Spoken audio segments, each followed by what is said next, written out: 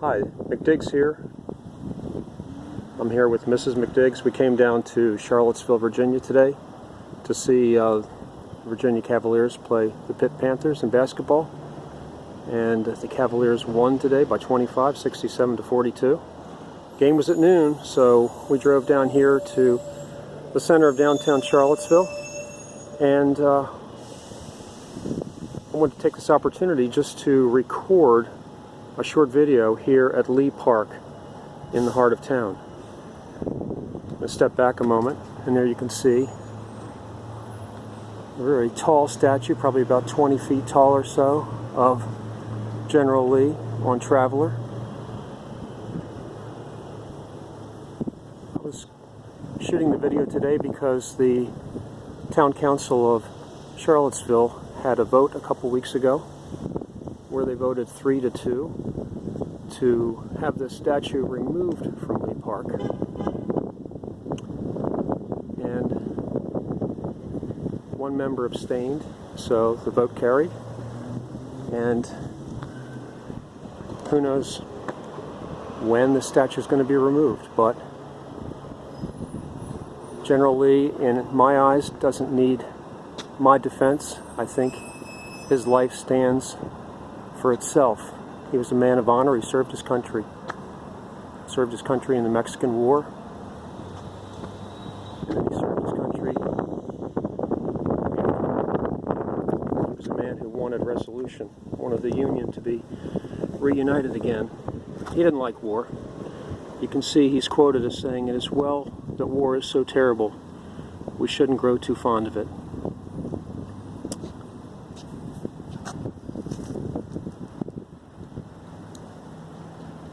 This is part of our history. If you're an American, this is part of your history. We can't blot this out. We can't take it away. We should remember General Lee, Robert E. Lee, for the example he set for all of us.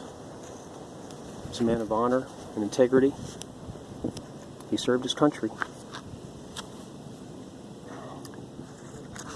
Removing this statue isn't going to take away his contribution to this country. It's not going to take away who he was.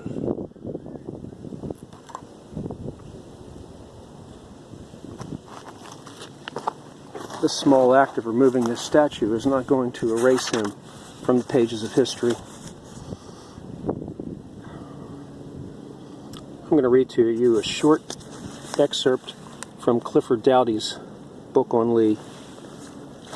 This is going back to the evening that Lee was failing when he was then president of Washington College in Lexington, Virginia. It says here that the next morning it was evident that he was sinking. For the first time he seemed insensible of his family's presence, but the muttering of broken words, Lee revealed, he was dreaming of the war. He was in battle again, and one sentence came clearly from his lips. "Tell Hill he must come up."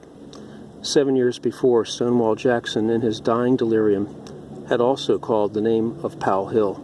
"Tell A.P. Hill to prepare for action."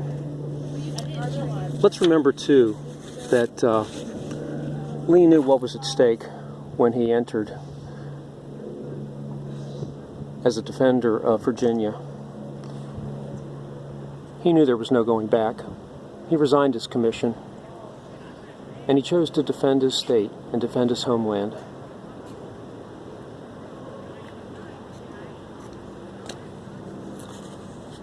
His home of Arlington he never returned to after the war. The United States has seized his property. They considered he relinquished it as a traitor.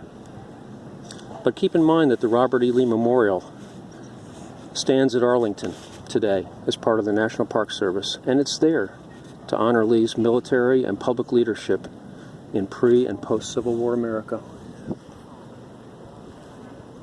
So, General, we hope you don't go, but we'll always remember you. Thank you for your service.